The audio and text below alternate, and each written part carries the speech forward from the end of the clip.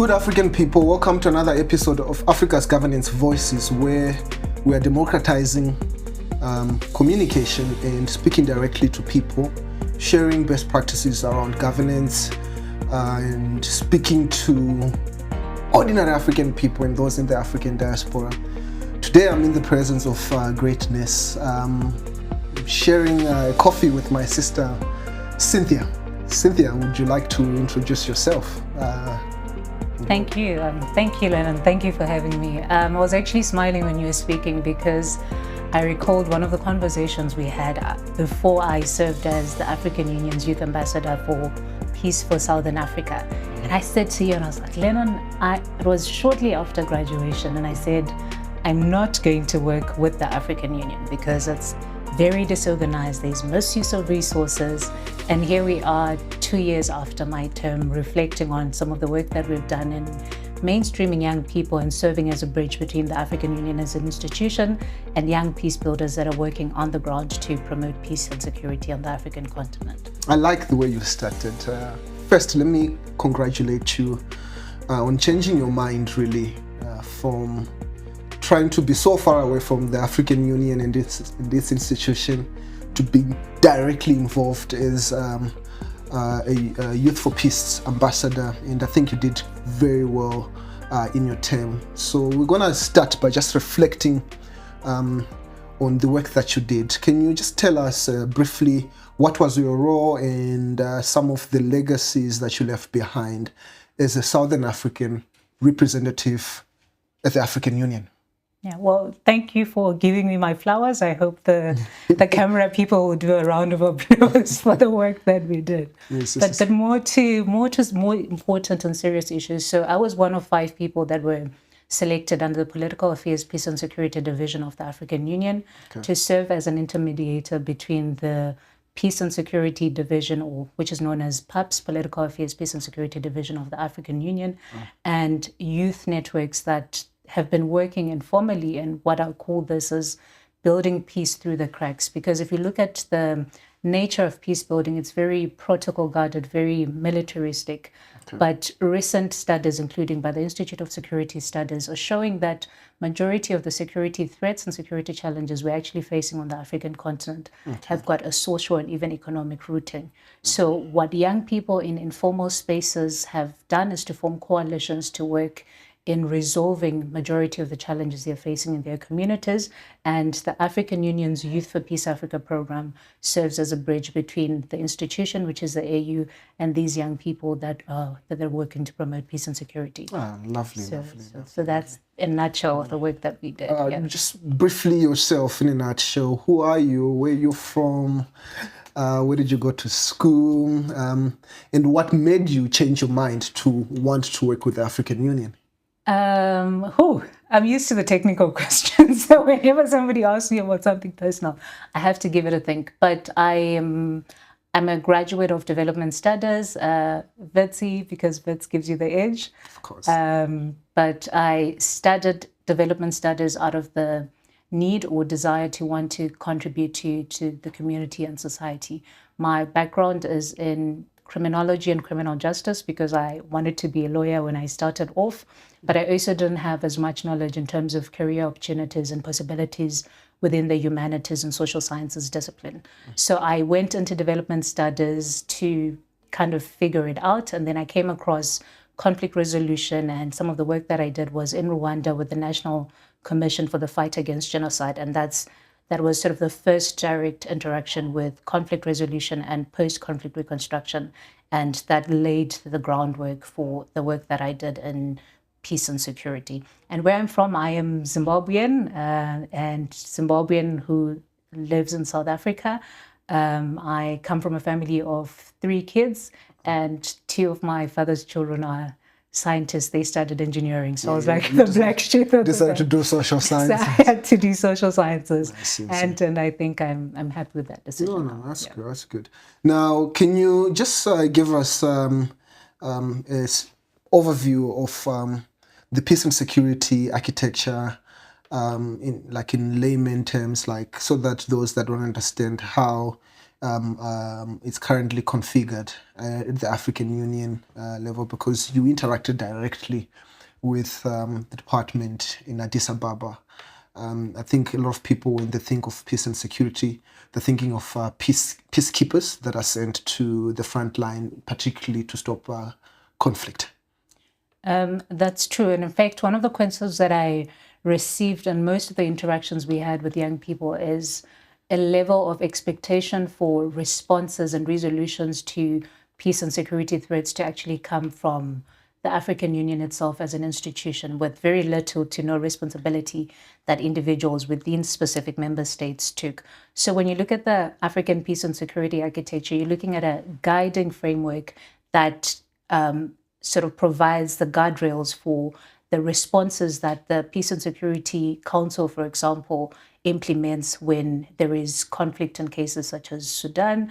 You're looking at some of the techniques or methods that they apply, including with infrastructure such as the Peace Fund, which is then used to respond to the challenges that come out of violence and even protracted conflicts that we find.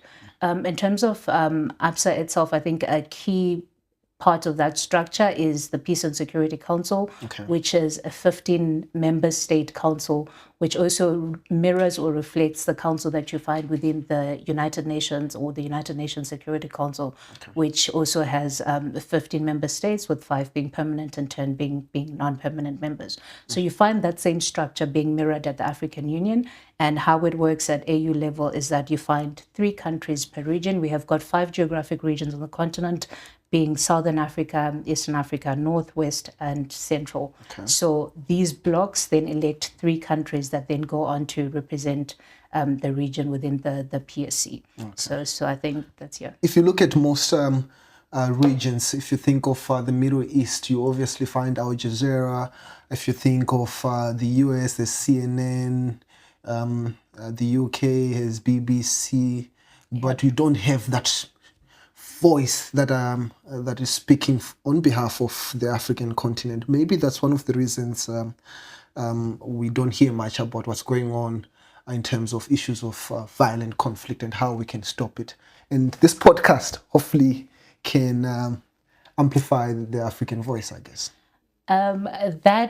That, but also I think we also have misplacement of priorities. And I always say to people, if we're going to have young people from the African continent like Burna Boy or Shake going to fill up stadium in the United States, in London, and these are people coming from a continent where in Eastern DRC we're not able to raise as much awareness to the world about some of the issues that we are facing, then it's a call on us, the young people that are within the institutions like the African Union that interact with the APRM, to say, in promoting peace and security, are we even bringing in some of the stakeholders that are not necessarily within peace building, but actually have platforms, including millions of people that follow them around the world, to say, these are the issues that we're facing on the African continent.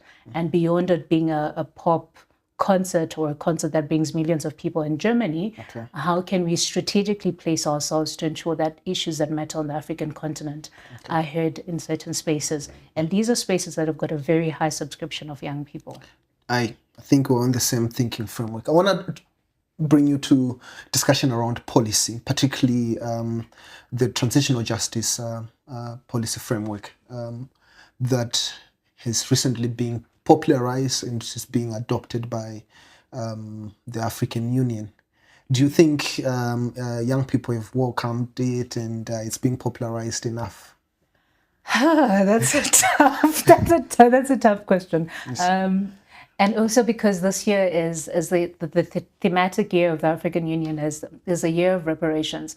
Personally, I feel like it's a very misplaced theme of the year. And hear me when I say this. It's a misplaced theme of the year.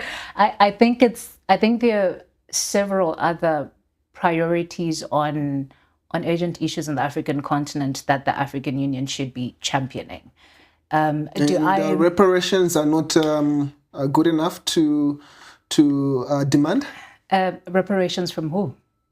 from former colonial powers, from multilateral institutions that have committed crimes on the African continent, in recognizing some of the crimes.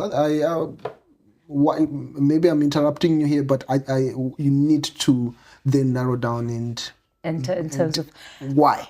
So Why is it misplaced? My thinking is, do we need to request for reparations for some of the injustices, gross injustices that African nations have faced, or completely look at colonialism, you look at apartheid in the South African context, you look at genocide in Namibia just next door. But I think that in terms of critical governance issues we're facing on the African continent, reparations should top the priority. I don't think so. Okay. I think there's a lot to say about governance. I think governance is one of the critical pillars of the African Union, where there is more hope beyond this year being a discussion and conversation around reparations.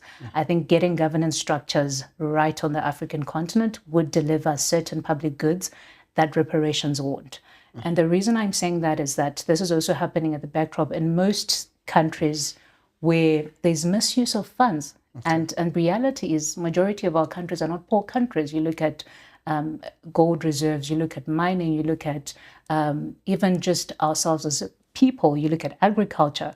So if that conversation is directed at increasing governance capacities, and those funds will go into ensuring sustainability beyond the funds that we get from reparations, then yes. Okay. But I think reparations, for the sake of reparations and getting justice for Africans and people of African descent, it's a great conversation to kickstart. But in terms of Africa's priorities, I think there are other pressing issues, particularly governance, which I have highlighted, management of resources, and promotion of citizen and human rights in several countries, which should take precedence and should take precedence at the continental level. I hear what you're saying. I might not completely agree with you, but I just want to let you know that it's no longer just the theme of the year. They've also actually dedicated the whole decade, the next decade, to then seek justice. But of course, there are other issues that, other than reparations, that comes with the Transitional Justice framework. And I hope you're a former ambassador and used to do a lot of advocacy. I hope you can continue doing it.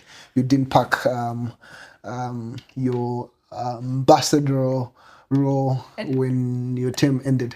Look, I think it's one of the privileges or joys that I have at the moment is not being institution affiliated, and you tend to look at things more partially, right?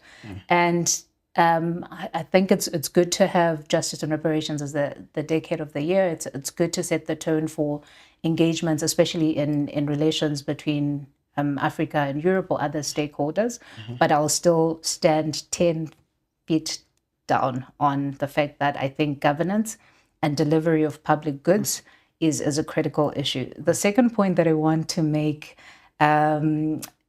is that on the African continent, I think we need to also speak more in terms of regionalism and regional integration. I think with developments we're seeing in the Sahel, that's also at risk or a threat, so much so that it can either amplify some of the initiatives that are being championed at the African Union, or put that at risk. And I'm saying this with specific reference to the ECOWAS region. Are you saying we can have spillover because there's been a surge in UCGs and constitutional changes of government? The APRM actually has a report on this, and has done case studies looking at countries that have had coups.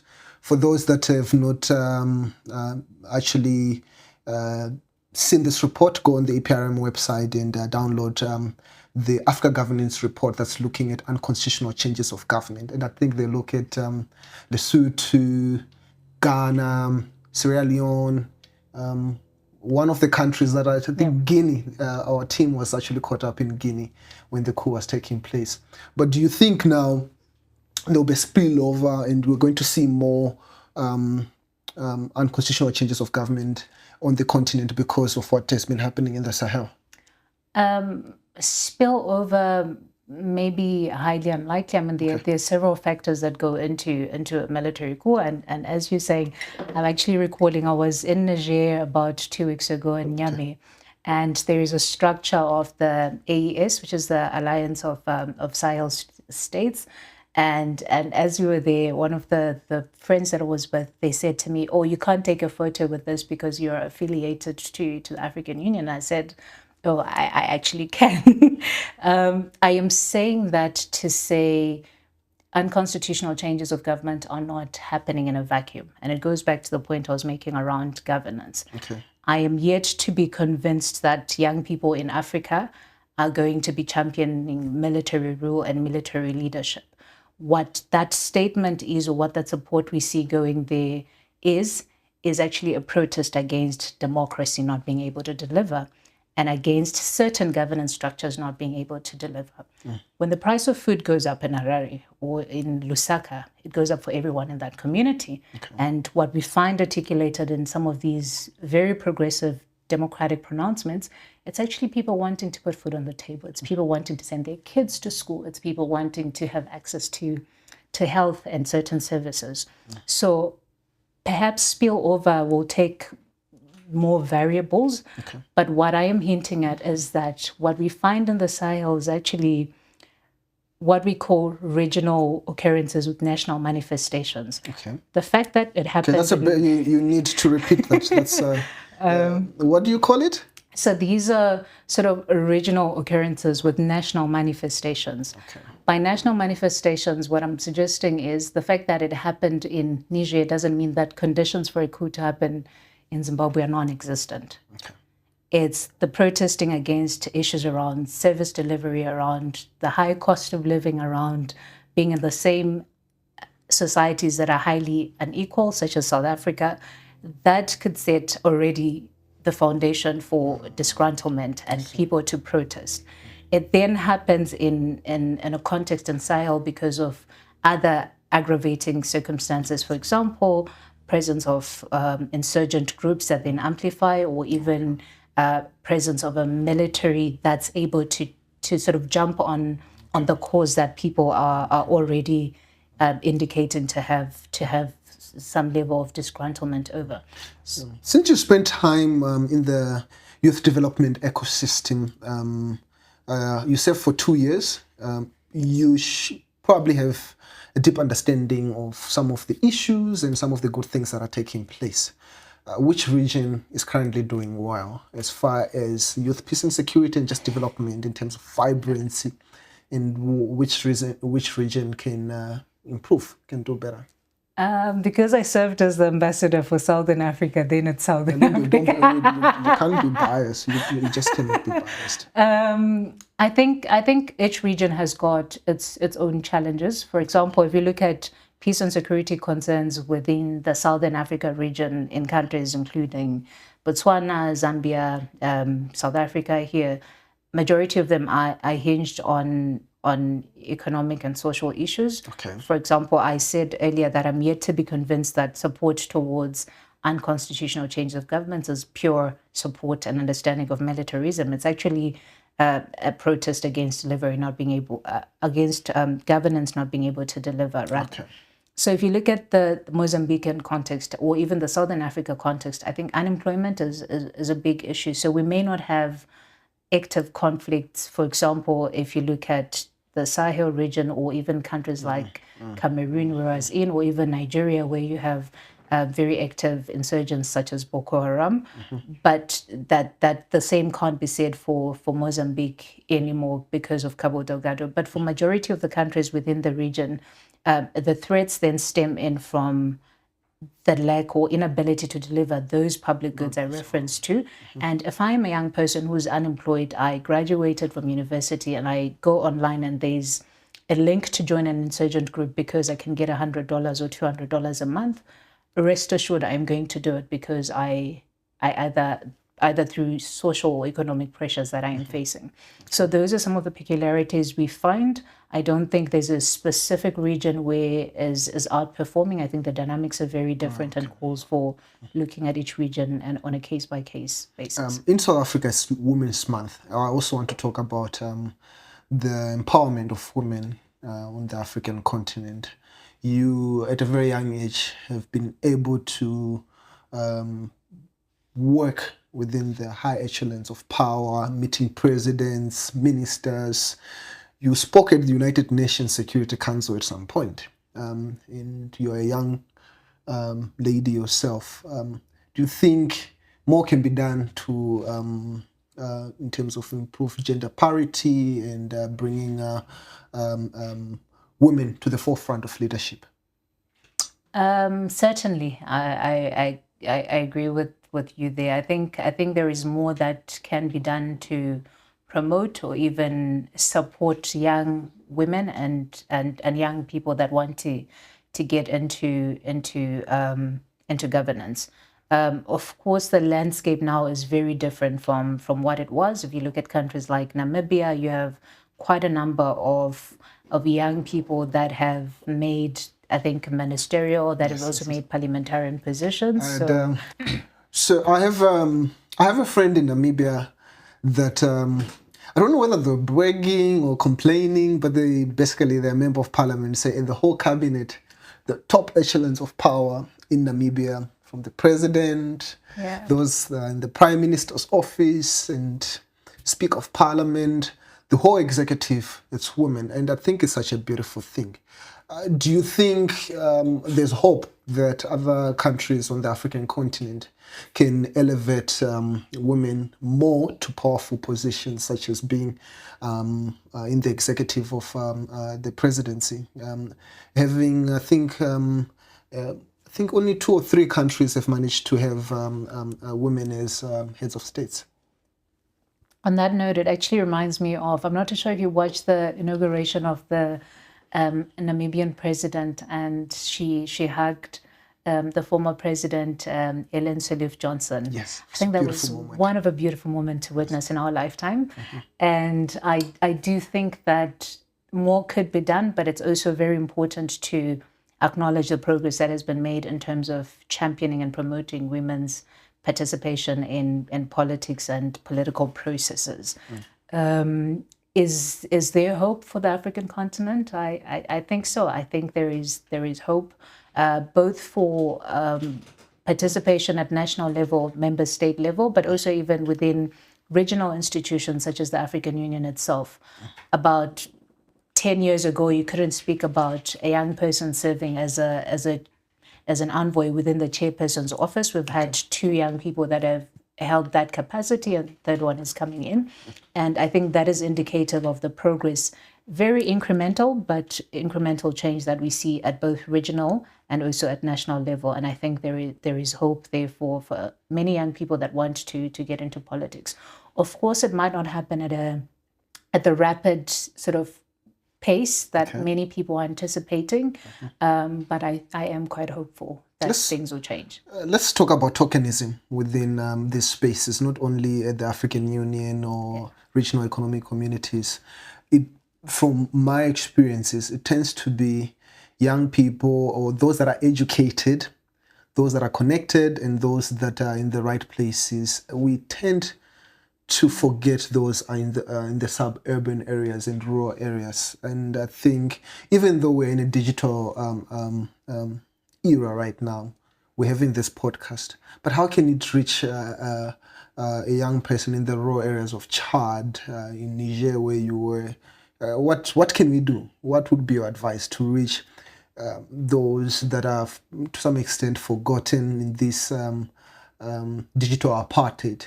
Because these opportunities, even for you to become an ambassador for peace, it's because you saw it online, you had access to a phone to apply and etc. How about a young person in Zimbabwe in the most rural areas? How do we reach those people? 2 responses to that, Lennon. But the first one, I'm gonna ask you this. There's one particular product that you will find, even if you go to the very deep of rural areas, on the African continent, or even the global south, if you will. What is that product? Data? You're such a metropolitan youth. Coca-Cola. Coca-Cola. You will find a bottle of Coca-Cola wherever you go. Not Pepsi? Coca-Cola, Coca-Cola. So it's not a paid ad. The reason I'm saying this is we really need to give a rethink around partnerships. Okay. We really need to think about partnerships, not just in terms of the programs and conferences we do, but partnerships in terms of governance and management.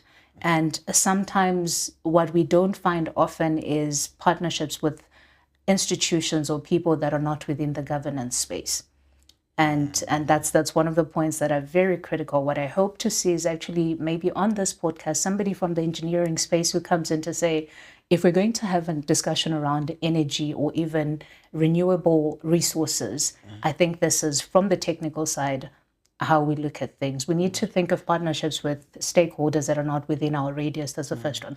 But the second response to that is there are things that have worked traditionally. I think acknowledgement of traditional authorities within some of the work that we're doing in international development, that is critical. We leave out traditional chiefs and the engagements we're having.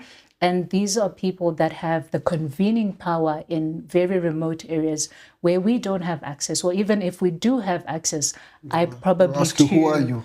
Yes, but if the APRM partners with a local chief in a certain rural area, and we go through that chief to say this is a program we're having at continental level, I think that could be fantastic and could revolutionize our governance space. And lastly, still using radio and traditional media is still a very widely consumed method of communication or engagement in certain spaces. And there is maybe an idea back to you to have some of the podcast or even the shows airing on radio to reach out to people that traditionally do not have access. No, I like what you said, and I'll speak to our producer here that we actually send out some of this podcast to radio stations so that they can play them. Because what we want to do is to make sure that we get mobilize and galvanize the African continent to work towards good governance on the African continent. Now, what about Agenda 2063?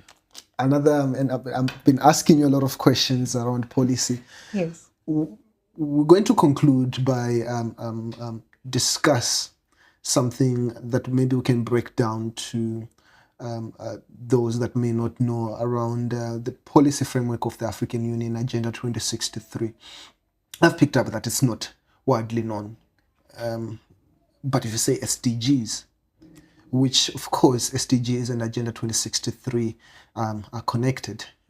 Now, what would you advise all the institutions of the African Union, not only looking at peace and security or other flagships, projects of the African Union, and how can we make sure that we popularize this and make sure that young people come on board and implement some of these decisions? True. So before I served, or while I served as African Union's Youth Ambassador for Peace for Southern Africa, I also worked largely within the political space with a political foundation called the Konrad Adenauer Stiftung. Okay. And I'm bringing this to light because I think there's a lot that could be done in terms of politics, and in terms of there is not having resources to do developmental work or even to be present in majority of the member states that we have on the African continent. But there's also just pure absence. Okay. Not having resources is one thing. Whose absence? I'm getting to that point. Okay. Not being available is also another thing. To bring that point home, I was in, there's a place called Kure, about 75 km from Niger's capital in Niamey. Okay. The place has been very famed for some of the terrorist activities and somewhat unsafe. Okay. Do you know that about 80 km away from Niger's capital, there is no single sign of the African Union, not even an African map with stars like we're having here. What I saw there was a poster of UNDP and a project that they ran there. Okay. Now, if you go to an average citizen in that community and you ask them about the African Union, they're not going to know about the African Union because maybe we don't have the resources to run a project there, but can we be visible and actually create or even share more information about what the organization is doing? And I think there is more to do in terms of even sharing knowledge on what the African Union does. Sometimes you sit with people who have expectations of certain AU organs. What is the African Union doing this? But it's not even the responsibility of the African Union to begin with. So it works both ways, both in the negative way, but in the positive way. There are responsibilities that should fall on regional economic mechanisms and regional mechanisms like SADC, like ECOWAS, like CENSAT. But we don't communicate enough to say the mandate of the African Union ends here. From here, it's a responsibility of the regional mechanism. From here, it's a responsibility of the member state. So there is more to do in terms of sensitizing people to the role that the African Union plays in terms of governance, and not just the moonlights or the moonshots that the EU has compared to SDGs. Okay. And then finally, I will say this point again and again, governance. We need to get governance right. The reason why people would know more about UNDP than they would about the African Union's development agency, which is NEPAD, is because UNDP has been visible in providing certain services to people. To people, that perhaps NEPAD is not engaging in. So if there are no resources to do certain projects, at least be present.